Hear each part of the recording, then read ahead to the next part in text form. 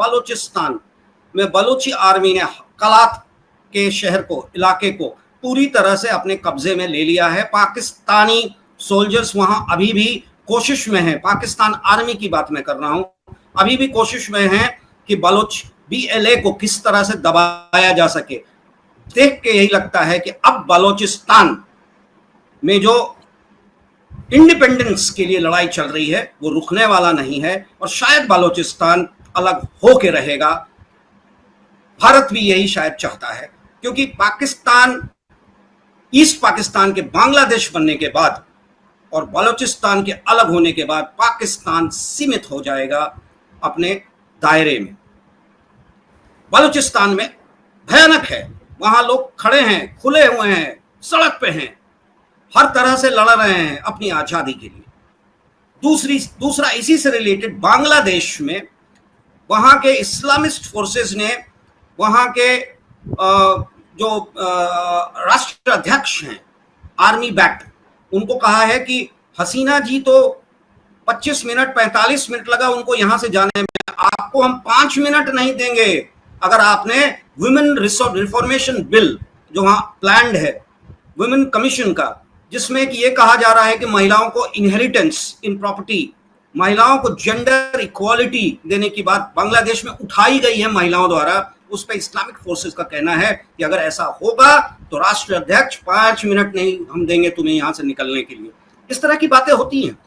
हमारे दो neighbour phonetics धर्म के मामले में, जबकि हमारा देश पहलगांव के बाद हिंदू मुस्लिम की बात ही नहीं कर रहा, हर कोई खुलकर किसी धर्म का हो पाकिस्तान को कंडेम कर रहा है। जी क्या कहना है आपको? आप जो कह रहे हैं वो एकदम तथा सही है, क्योंकि आप उनका एजुकेशन लेवल देखिए, वहां की इकोनॉमी को देखिए, लोग ऐसे परेशान हैं वहां पर धरती पे कि वो तो उनको मत भटकाने के लिए हिंदू मुसलमान कर रहे हैं। यहाँ पॉलिटिशियन लोग क्या करते हैं, वही रिलीजन, कोई धर्म को यूज करता है, कोई जात को यूज करता है, कोई लैंग्वेज को यूज करता है, कोई रीजन को यूज करता है मोबिलाइज करने के लिए। तो अब चक्कर ये है कि भारत में एक मिडिल क्लास उभरा है, बड़ा मिडिल क्लास, उनको आप मूर्ख नहीं बना सकते। आज वो मानते हैं डेवलपमेंट, इसलिए चाहे कोई पार्टी हो, सब अब डेवलपमेंट, विकास के बारे में बात करती है। पाकिस्तान में कोई विकास की बात नहीं करता और मिडिल क्लास वहां छोटी सी है, छोटा मिडिल क्लास है, बाकी सब गरीब है, भयानक रूप से गरीबी है। तो ऐसे स्थिति में मिडिल क्लास को उभरने नहीं देता, इंडस्ट्री को उभरने नहीं देता आर्मी, क्योंकि सारा पैसा वो खा जाता है और ये दिखाता है कि इंडिया जो है कश्मीर मेरा है, और अंतसंड बात करके हिंदू है वो, और उसको मारो पकड़ के। इनके पास कुछ नहीं मुद्दा बचा हुआ है, इनके पास मुद्दा सिर्फ ये कि ये हिंदुस्तान में हिंदू रहते हैं, वो काफी रहे, उनको मारो। उनको ये मालूम नहीं है कि मारोगे क्या से, तुम्हारा हथौड़ा जो है ना, अब तो लेसर रेस चल रहा है, इंडिया के पास ऐसा लेसर रेस हो चुका है कि वहां बैठ करके दिल्ली से लेसर मारेगा ना, तो मुझे ये मारने से काम नहीं चलने को है बॉस। सीधा बात यह है कि मोदी जी ने जो डिसीजन लिया, हम तो सल्यूट करते हैं मोदी जी को। फॉर इंस्टेंस, क्या मास्टरपीस गेम खेला है अभी, आप देखिए ना।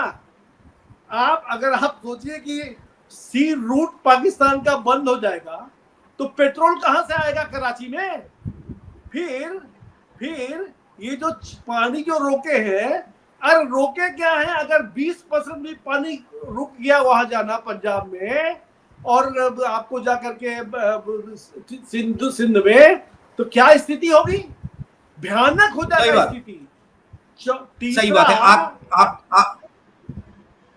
आपने बहुत ही तरीके से, जी आप कुछ कह रहे हैं। मोदी जी ने ऐसा तंत्र, इतना बढ़िया स्ट्रैटेजी करके आर्मी को दे दिया है, इधर से अपना डिसीजन लिए जा रहे हैं, आर्मी को छोड़ दिए तो करो। अरे उनके पास पेट्रोल नहीं है जी, उनके पास 4 रुपया 5,500 रुपया चंदा दे रहा है कि आप 500 रुपया हम दे रहे हैं, आर्मी को दे दीजिए।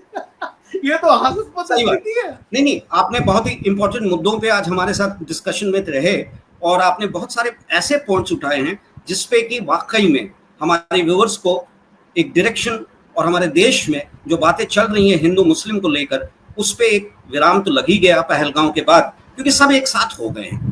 पर सवाल ये है कि जाते जाते मैं आपसे बस एक लाइनर, वन लाइन, क्योंकि हमारे पास टाइम भी अब खत्म हो रहा है, जस्ट वन लाइनर कि मास्टर स्ट्रोक की आपने बात की। पहलगांव और पहलगांव से रिलेटेड पाकिस्तान के खिलाफ हमारे प्रधानमंत्री ने मास्टर स्ट्रोक किया, आप कह रहे हैं। पानी रोक दिया, पोर्ट्स सील कर दिए, पाकिस्तानियों का वीजा खत्म कर दिया, वापस लौटा दिया, भेज दिया। इंटरनेशनल कम्युनिटी जो है हमारे फेवर में है, और हम ने आर्मी को भी कह दिया कि स्ट्रेटजी, टाइम और प्लेस आप चुनो, यानी कि उनको खुला हाथ दे दिया। पर साथ में ये भी मास्टर स्ट्रोक हमारे लोग कह रहे हैं कि शायद मोदी जी का इससे बड़ा मास्टर स्ट्रोक नहीं हो सकता था। इस समय पहलगांव और पाकिस्तान के मुद्दे पे जब पूरी जनता जानना चाहती थी, उस समय वो लेकर चले आए कास्ट सेंसस। ये मास्टर स्ट्रोक है ना। देखिए आपने electorally politically motivated, politically and electorally motivated caste census. मैं बताऊं जी, बस कम चंद शब्दों में मैं आपसे जानना चाहूंगा, बस वही सीधा बात है। देखिए मोदी जी और ये जो अपोजिशन वाले है ना, अपोजिशन वाले भद्दो है ना, कोई इमेजिनेशन दिमाग ही नहीं है। मोदी जी ने ये क्यों डिसीजन लिया? एक सिंपल मुद्दा है कि अभी से 2-3 साल या अभी 1 से 8-9 महीने के बाद भी चुनाव होने वाला बिहार में, फिर 3-4 साल के बाद चुनाव होगा। अब आप देखिए कि अभी तो ये वार चला, शुरुआत हुआ है पाकिस्तान के साथ में, ये तो चलेगा ना। जब खत्म हो जाएगा तो इंडियन नेशनलिज्म का भावना सबके रूप में रहेगा। तो अपोजिशन क्या करेगा? अगर ये कास्ट का मुद्दा को आप अभी खत्म नहीं कर दीजिएगा तो वो उठाएंगे, कास्ट सेंसस लाओ, क्यों दिला रहे हो? मोदी बोला रुको, अब ये हम ला देते हैं कास्ट सेंसस, फिर बोलते रहना कि रिजर्वेशन दो, कोई सुनेगा नहीं आपको। तो ये एक्चुअली देखिए ना, ऐसी स्थिति देश की है। और यहाँ कांग्रेस पार्टी रांची में जाते क्या लगाया है, संविधान बचाओ। आप बताइए अपोजिशन कांग्रेस की क्या स्थिति है? यहाँ पूरा पोस्टर लगाया है संविधान बचाओ। तो इनके पास इमेजिनेशन नहीं है, ये जानते नहीं कि क्या कर रहे हैं। और इनके जो वर्कर्स हैं, दे आर ब्रेनलेस पीपल। हमको लगता है democracy can flourish only when the opposition is strong, but it's very unfortunate कि कांग्रेस पार्टी का जो नेतागण है ना, इनके पास दिमाग ही नहीं है कि किस तरह से अपोजिशन हो सके। आई एम सॉरी टू से दिस। चलिए, अच्छा लगा आपसे बात करके। हम फिर इसी तरह के मुद्दों पे आपके पास आते रहेंगे और अपने व्यूअर्स के लिए आपके जो लाइनर्स हैं वो शेयर करते रहेंगे। जी धन्यवाद Manoj ji. Thank you very much. और आप हमसे जुड़े रहने के लिए सब्सक्राइब करें YouTube पर, फॉलो करें Twitter पर और लाइक करें Facebook पर। और ज्यादा जानकारी के लिए आपको टाइप करना होगा सिर्फ न्यूज़ नशा।